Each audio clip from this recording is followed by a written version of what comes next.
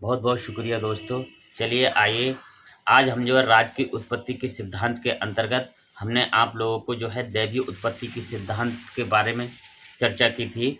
आज हम आपको जो है आर्थिक उत्पत्ति के सिद्धांत की चर्चा करेंगे। हम जानेंगे कि किस प्रकार से आर्थिक कारण कारण रहे थे जिससे राज्य का निर्माण हुआ था या राज्य की उत्पत्ति हुई थी। ठीक है, तो बहुत से कारण हैं, आर्थिक कारण भी थे राज्य की उत्पत्ति में। तो देखिए, हम बात करते हैं राज्य की आर्थिक उत्पत्ति का सिद्धांत।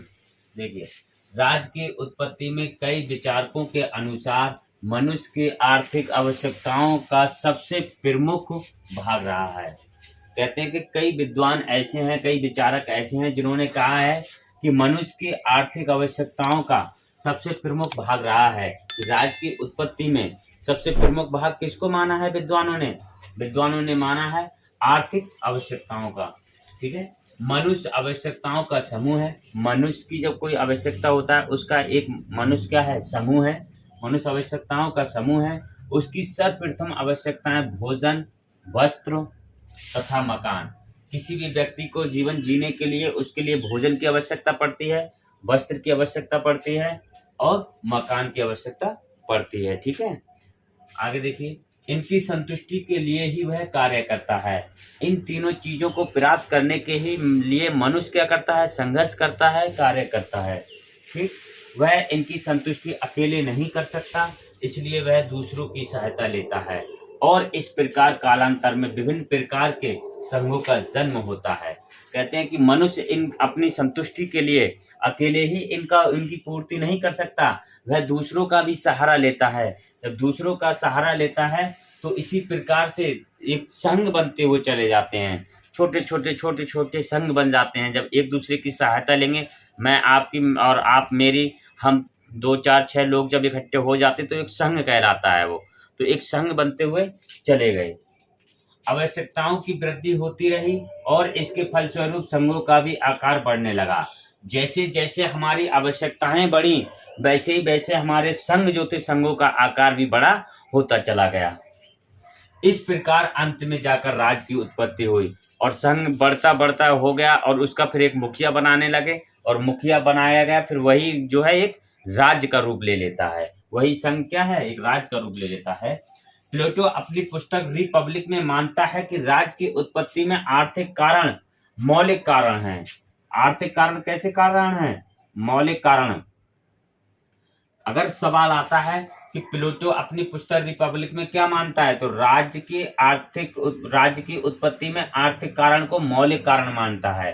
कौन मानता है, प्लेटो मानता है। प्लेटो की पुस्तक का नाम क्या है, रिपब्लिक। ठीक, आगे देखिए, मनुष्य की संख्या के बढ़ने से भूभाग का आकार बढ़ना भी आवश्यक हो गया।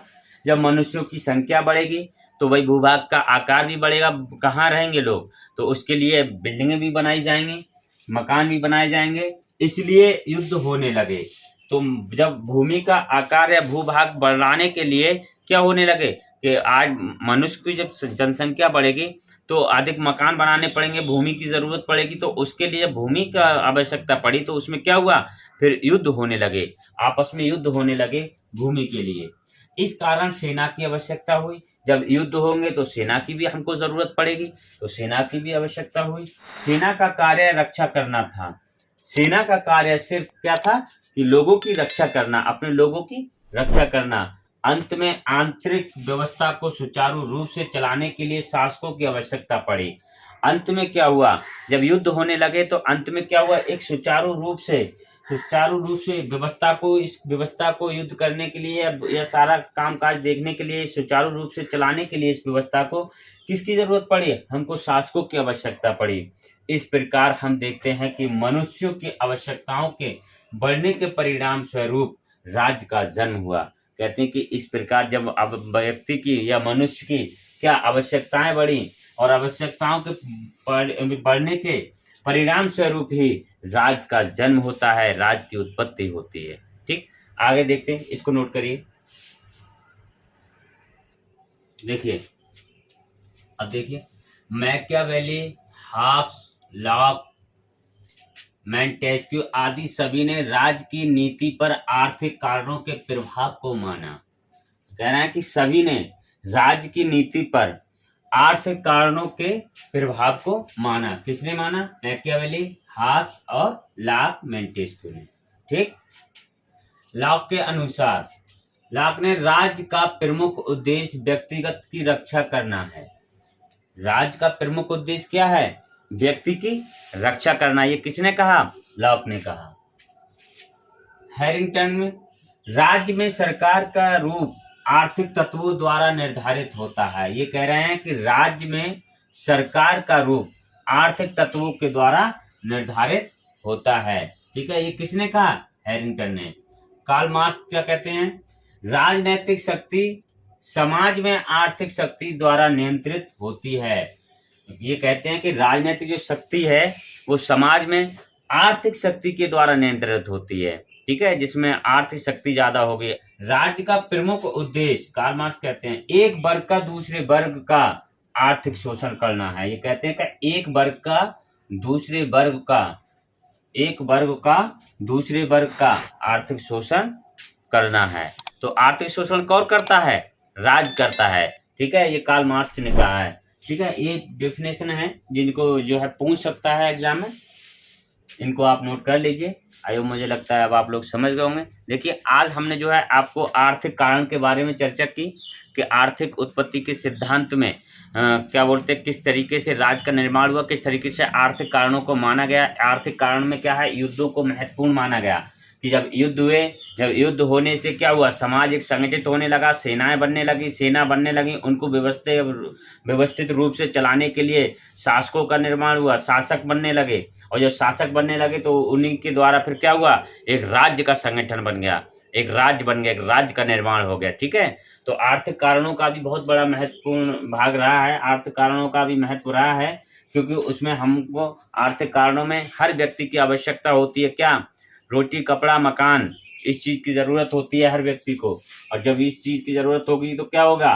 व्यक्ति संघर्ष करेगा, और जब संघर्ष करता है किसी भी कारण, तो संघर्ष अकेले, इनकी पूर्ति अकेले नहीं कर सकता। क्या? एक संघ बनाना पड़ता है, लोगों का साथ लेना पड़ता है। जब संघ बनाते हैं तो यही संघ क्या हुआ? ये छोटे छोटे संघ क्या हुआ? बड़े बड़े संघ बनते चले गए, और बड़े बड़े संघ बनने के बाद क्या हुआ? अपने बड़े जनसंख्या बढ़ी, तो जनसंख्या बढ़ने के साथ साथ क्या हुआ? भूमि का क्षेत्र भी बढ़ना आवश्यक हो गया, क्योंकि अधिक लोग होंगे तो उनके लिए अधिक भूमि की जरूरत है। जब अधिक भूमि की जरूरत पड़ी तो उसके लिए क्या हुआ? संघर्ष होने लगा, आपस में युद्ध होने लगे। जब युद्ध होने लगे तो फिर सेना भी रखने लगे लोग। जब सेना रखने लगे, सेना का काम था रक्षा करना, और जब सेना रखने लगे तो उनको सेना को व्यवस्थित रूप से चलाने के लिए हमको जो है शासकों की आवश्यकता पड़ी, और जब शासक बने तो वो क्या हुआ? उस व्यवस्था को चलाने लगे, और वही शासक क्या? फिर उन शासकों के द्वारा क्या हुआ? एक राज्य का निर्माण हुआ, जिसको हम राज्य कहते हैं। राज्य की उत्पत्ति कहाँ से हुई? आर्थिक कारणों की वजह से राज्य की उत्पत्ति हुई। इस तरीके से कई विद्वान मानते हैं। चलिए, आयो, मुझे लगता है अब आप लोग समझ गए होंगे। चलिए, आज के लिए इतना ही काफ़ी। बहुत बहुत शुक्रिया। जय हिंद।